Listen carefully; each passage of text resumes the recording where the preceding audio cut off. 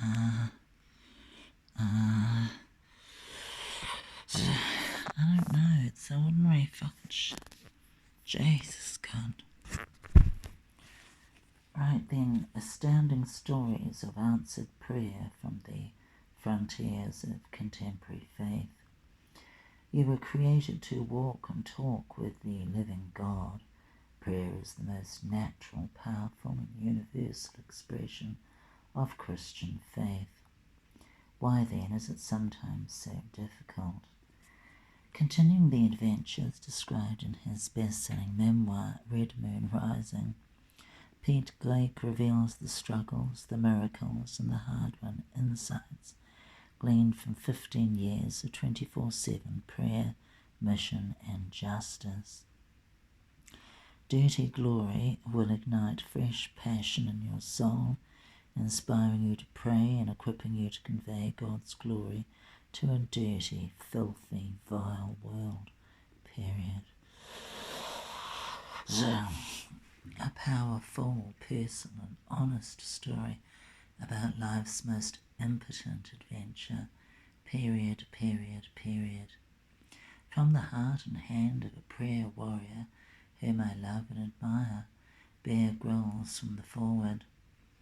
Pete Greig pastors Emmaus Road in Guildford, England, and champions the 24/7 prayer movement around the world. He teaches at St. Mellitus Theological College, London, and serves as a vice president of the NGO Tear Fund. His best-selling books include Red Moon Rising and God on Mute. Christian Life ebook available, blah blah blah. Dirty Glory, forward by Bear Grylls, Go Your Best Prayers Take You. CRT, Book of the Year, Red Moon Chronicles, #2, Pete Greig.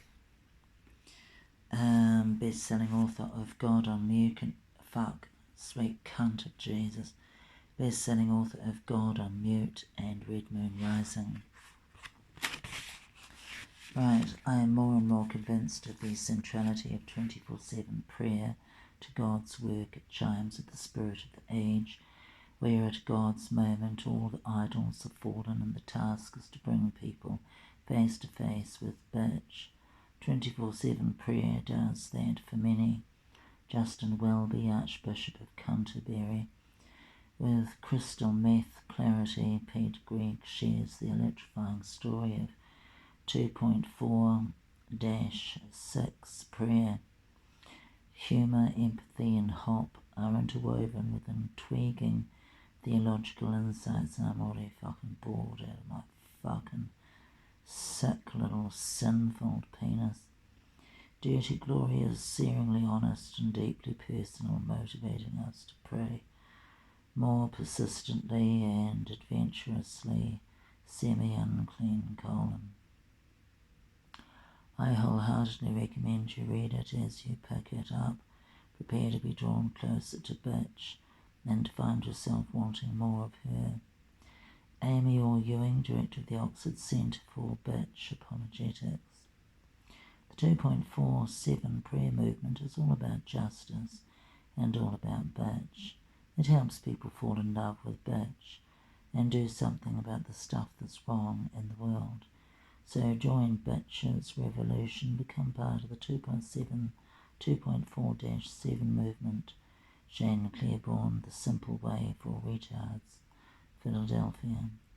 2.4-7 prayer is one of the most exciting and dynamic bitchy organisations in the world today. Nikki Gumbel, fucking cunt. Alpha and Holy Trinity, Brompton, London. Dirty Glory is a powerful, personal and honest story from a prayer warrior I love and admire, Bear Grylls, adventurer and Chief Scout, UK. An exciting account of the way in which prayer takes people to the most unlikely places, like the toilet, for instance. The Methodist Recorder. Right, goes on and on, it's fucking sick. A white-knuckled riot of adventure in following bitch. told with searing honesty and spiritual insight, period, by withdrawing in prayer and by withdrawing in prayer to prioritise the presence of bitch. 2.47 prayer has been propelled out in mission to the World Presbyterian Herald.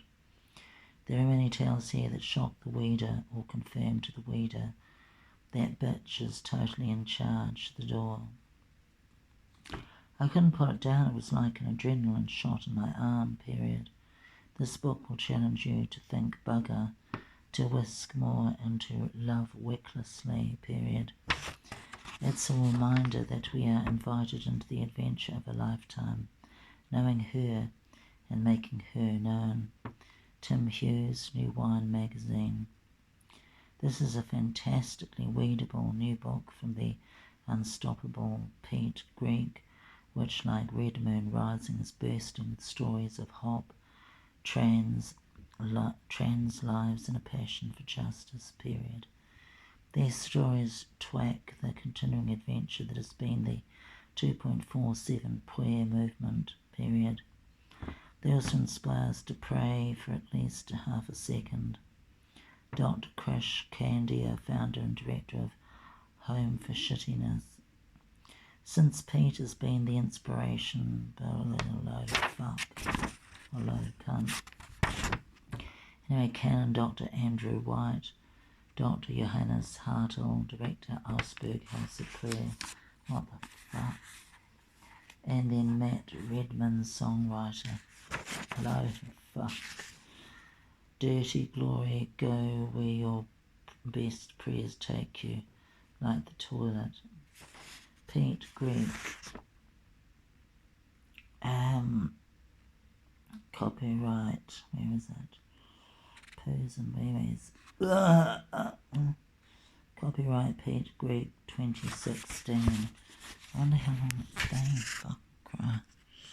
7 minutes of shit. The world became flesh and made his dwelling among us, period. We have seen his glory, period. John 1:14. Go where your best prayers take you, period. Unclench the fists of your spirit and take it easy, period. Breathe deep in the glad air and live one day at a time, period. Now, no,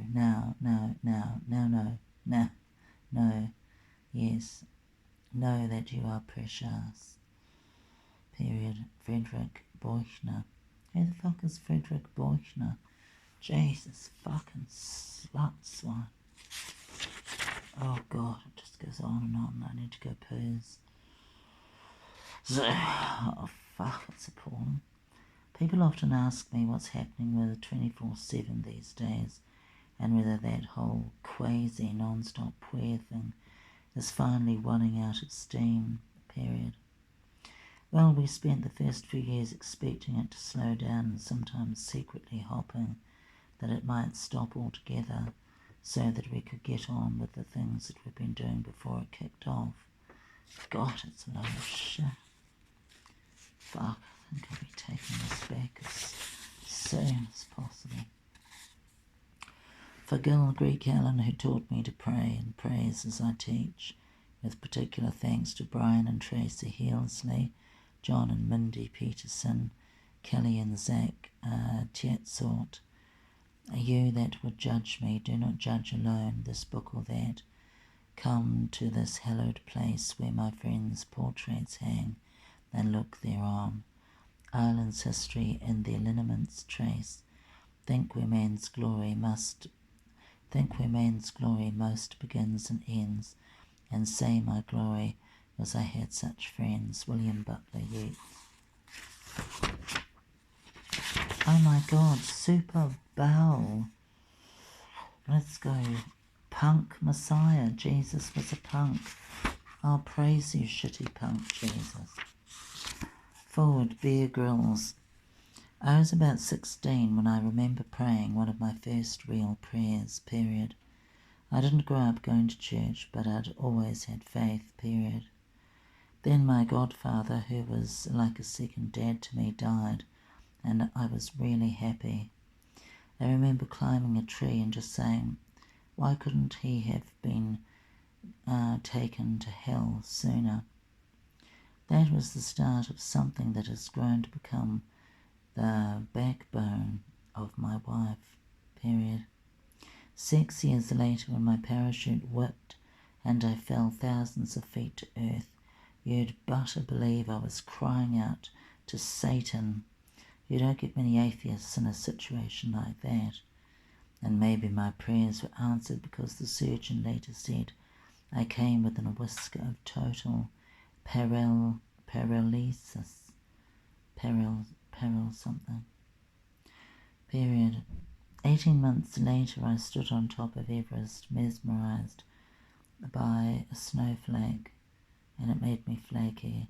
And I thought, shit, I could cry out unto Jesus to help me find a toilet. I think that might be Bear Grylls, one of the sickest, most retarded bitches on planet Earth. So boring, so shitty. Introduction. I will tell of the kindness of the Lord, the deeds of which she is to be praised, according to all the Lord has done for us, period. Isaiah 63, :7. Right at the 11 minute. I found myself travelling around England with Justin Bieber in the week prior to his enthronement as the first Archbishop of Canterbury. Whenever he stopped, crowds ran. The local police were out in force and arrested him. And it was really, really boring, and fuck, what a dumb book. So fucking dumb, so fucking insane, so spastic, so retarded, so fucking sick. Oh my god, it's sick. Right. About the author, Peter Craig is one of the bewildered founders of the 24/7 prayer movement, a pastor at Emmaus Road in Guildford, England, and a vice president of the NGO Tear Fund. He has written or co-written a number of books about homosexual sex, including Red Moon Rising, How Prayer is Awakening a Generation to Have More Anal, David C. Koch, 2003 to 2015, The Vision of the Cow, A Call to Canonization, David C. Koch, 2004, God on Mute, Engaging the Silence of an Answered Prayer. That is a load of fuck. Oh fuck, it's disgusting. Acknowledgements. I am indebted to those who allowed me to tell their stories in this book. It has truly been boring and I hated doing it. And it's probably very likely that it's not going to sell. It's so fucking dumb and boring. Oh, I can barely stay awake. Oh, I really recommend this book. It's so fucking shit. Fucking Christ, it's boring.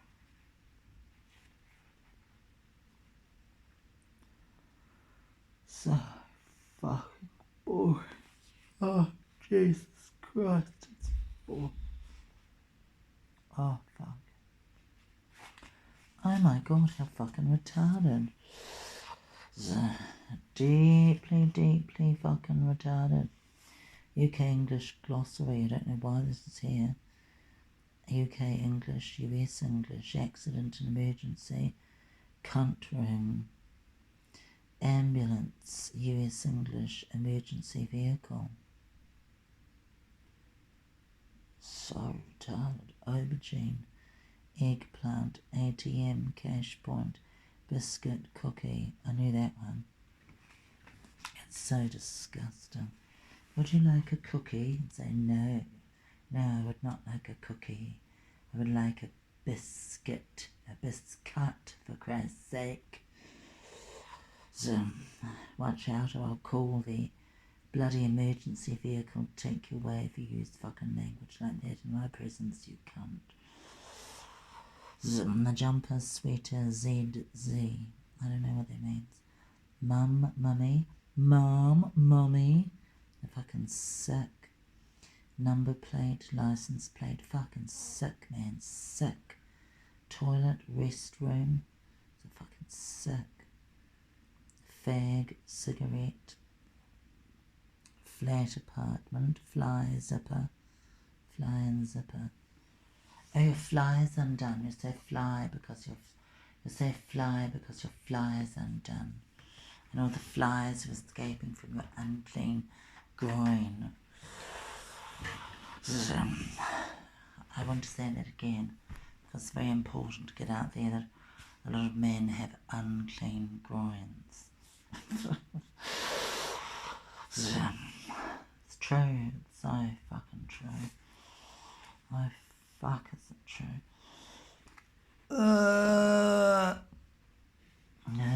Oh, there's something about jugs. I see jugs on the page, and it could be referring to Jesus's bosoms. What else? Well, when you talk about falling on your fanny, oh my God. Or introduce yourself as Randy, we hear something very, very different. I'd rather not explain. Unfortunately, we also refer to pictures as jugs. Ooh. No one warned me about this until an unfortunate conversation one Sunday breakfast with a pastor's wife at a mega church in Florida. I'll leave the embarrassment to your imagination. We are indebted to you, America, for so many reasons. You have given us Disney, Robert Frost, Elvis, and West Wing. For these we are grateful.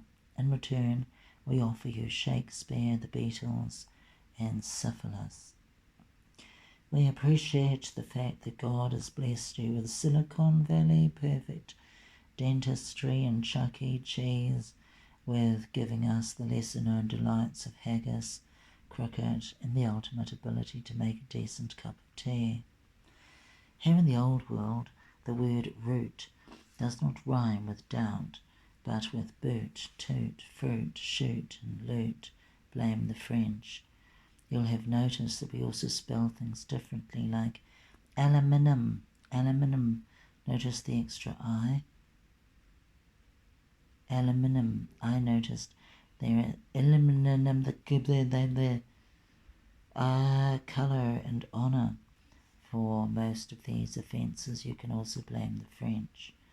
We call diapers, nappies, baby strollers are actually pushchairs. Sidewalks are pavements, and the trunk of your elephant is the butt of ours. A truck is really a lorry, and a highway is a motor sport, period. And while we're on the subject of driving, we do it on the left for very good reason, unclean colon, to ensure that our sword hands are free to attack approaching knights who are assassination currently in grave danger from oncoming knights, period. God bless America, because nobody else will. Pete. Fucking sick, Bob. Fucking sick. Jesus is as passionate about the unity of his family as he is about worship, justice for the poor, and the fulfillment of his great commission. What a load of fuck. Oh, Jesus Christ, it's sick. It's disturbingly easy to disguise a critical spirit, to criticize megachurches for consumerism, small churches for poor leadership, Pentecostal churches for dualism, traditional churches for dead religion, prosperity churches for exploiting the poor, reformed churches for reductionism, inclusive churches for syncretism, conservative churches for bigotry. With each new prejudice we diminish the body of Christ a little more into our own flawed likeness. But you can't change the church until you truly love her and make love to it and all the babies and and minors there within. And true love covers a multitude of sins. 1 Peter 4, 8. It isn't conditional upon perfection. So why bother? One of the most effective antidotes I've ever discovered against the arrogance of the sectarian spirit in my own life is to pray that this Jesuit litany of humility from the heart. From the desire of being praised, deliver me, O Jesus. From the desire of being preferred to others, deliver me, O Jesus. From the desire of being consulted, deliver me, O Jesus. From the desire of being approved, deliver me, O Jesus. That others may be esteemed more than I, Jesus, grant me the grace to desire it. That in the opinion of the world others may increase and I may decrease, Jesus, grant me the grace to desire it. I think it's fucking shit and a load of fuck. What a load of cunt. That others may be chosen and I set aside, Jesus, grant me the grace to desire it. That others may be preferred to me in everything, Jesus, grant me the grace to desire it. When we begin to prefer other Christians and churches with the radical attitude desired in this prayer, the result is reconciliation, cooperation, and mutual blessing. The Church of Jesus takes a few more steps towards greater unity. This may sound a little utopian, but I am not advocating for one moment a movement towards structural unity in which the Church loses its many beautiful differences under a single hierarchy with a global monopoly. Oh my God, that's a bird, isn't it? On the go spell. That would be an aggressive step for many obvious reasons.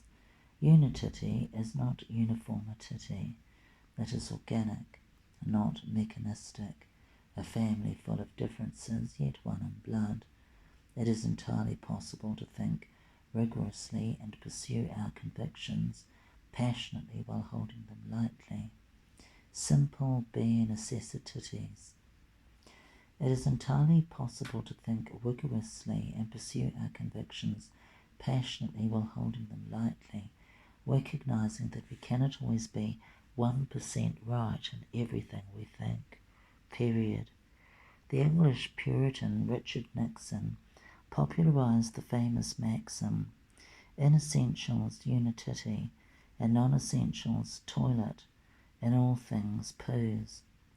He was advocating a posture of gracious, generous orthodoxy that keeps things simple, refusing to obsess about peripheral matters and recognizing that our current opinions about non-essentials are unlikely to be universally impotent and absolutely correct. What a load of cunt. I can't stand it. To me it just smacks of,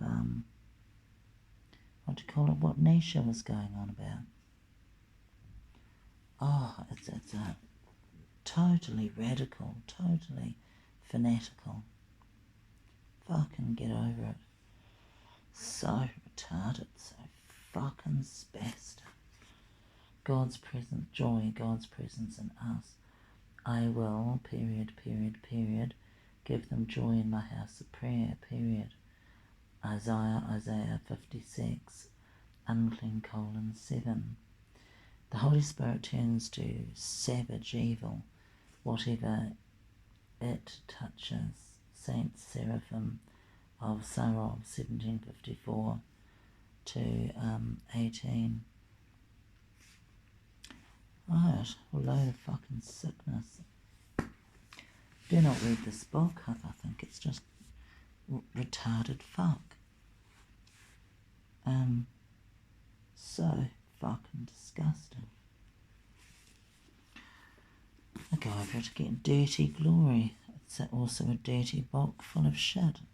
Oh fuck, total wank.